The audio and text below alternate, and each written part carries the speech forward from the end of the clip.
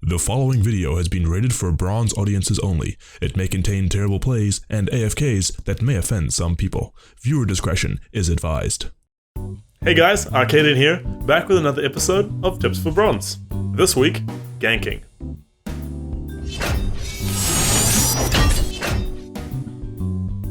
This week we're looking at ganking in lower elos, specifically when to gank, how to read the lanes and avoid wards, where to gank, how to choose the right lane to hit, and gank paths, the best way to ensure a successful gank, as well as some tips to increase your chances of getting off some juicy kills. So, there you are, tucked away in your jungle, minding your own business, killing the lizard elder, dreaming of the day you will emerge from your jungle and cause havoc all over the map.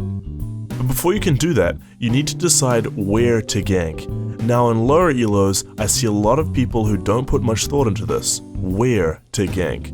They usually just either go to 1, the lane who complains the most, or 2, the lane closest to them when they finish a camp and are feeling generous. But there's a little bit more to it than that.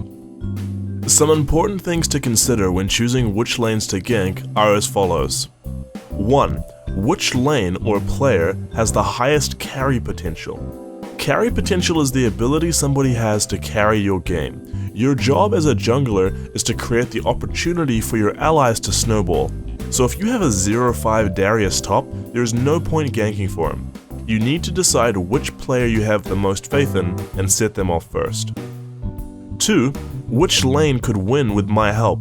Are there any lanes that are really even? Laners who are neck and neck that could potentially sway into your favor if I just gave them a gank. Or 3, which lanes are ready to be ganked? Are their summoners down? Do they have no escapes? Are they really low? These are the questions you need to ask yourself while in your jungle and decide where to gank. This is something that you should be doing while you're clearing the jungle, because you don't need mad dank mechanics to auto-attack Gromp. So while you're clearing, keep your eye on the other lanes so you know where they stand. So now you know where you plan to gank, you need to figure out when the best time to get there would be. To do this, you need to learn to read the minion waves, to see which direction it is pushing and how fast. Doing this is actually pretty simple. Just take a look at the lane and do a quick minion count. The side with the most minions will push. The greater the difference, the faster it will push. If the minions happen to be even, check which side is healthier.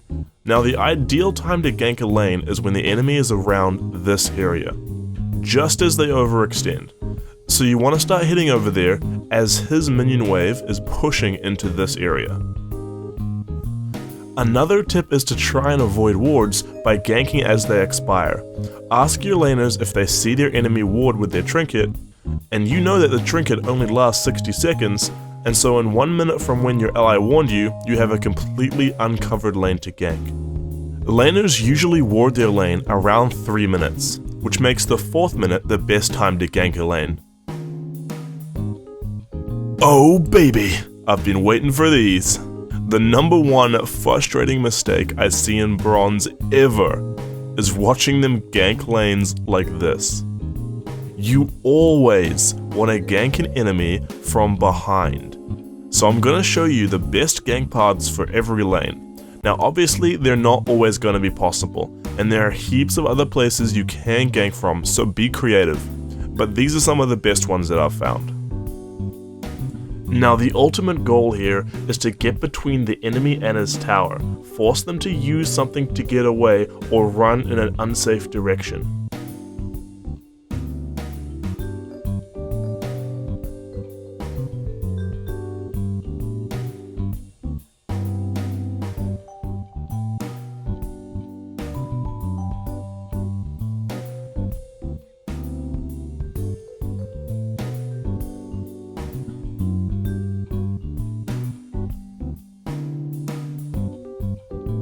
So there we have it.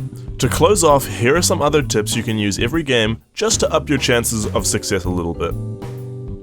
Talk to your laner. Let him know when you plan to gank, or if you don't. Keep communicating. Some laners like to engage in a fight before you gank, some like to let you engage and then go in deep for the element of surprise. Talk to them and find out what works best for them. Use the on my way pings when you're close to your lane and about to gank. Spam it. let them know, and if they don't react, don't go in. Save your gap closer until after they use theirs where you can. By using the right paths, you can force them to flash early and then use a gap closer after instead, and that can result in a solid gank. Repeat gank. If you burn a flash, you have a free kill if you come back to that lane in the next few minutes. So come back. Now this tip is so good it gets its own title. We all know how toxic people are in lower elos, and just how easily they'll quit the game if something doesn't go their way. So while the game is loading, you can use sites like LolKing or op.gg to look up your enemies, take a look at their match history, and find the person on the biggest losing streak. Then camp his lane until he rage quits. You don't even need to kill him, you just need to be constantly around. He'll be so on tilt and depressed, he will either rage at his team, which is a win for you, or quit, which is also pretty good. So that's all again for this week. I hope you learned something. I hope you enjoyed. Once again, I'm looking forward to reading all your suggestions for upcoming episodes and what you thought of this one. And so until next time, Scurb's out. Powered by Playtech. Wait. A quick public service announcement. Pen and Magic and I have started streaming. You can come visit us at www.twitch.tv/ScurbTV. We'll be streaming every week. I'll be streaming in the mornings or the afternoons, and Josh will be in the other ones. We'll be streaming every single weekday, about 8 hours a day, starting soon. And so come and check us out, support us, help us continue doing what we love doing and making these videos for you guys. And hopefully we can entertain you during the day while we make the videos and play a bit of League. We'll also be doing a 48-hour fundraiser to kick off the entire event on the 24th of April from Friday afternoon New Zealand time through till Sunday afternoon New Zealand time. And so come check us out, follow our Twitch channel, and hopefully you can support us during the fundraiser. We're going to have prizes from Riot. We got some Timo hats, some plushies, some lanyards to give away, as well as some other cool stuff. We got RP to give out. It's just going to be, really great, and we'll really appreciate your support. So come check us out, and we'll see you then. Thanks. Welcome, friends, to Shopping with Brom, where I show you how to use items like we do in the Freljord. Today, we look at the Zolju, the Horror's Horrorglocks.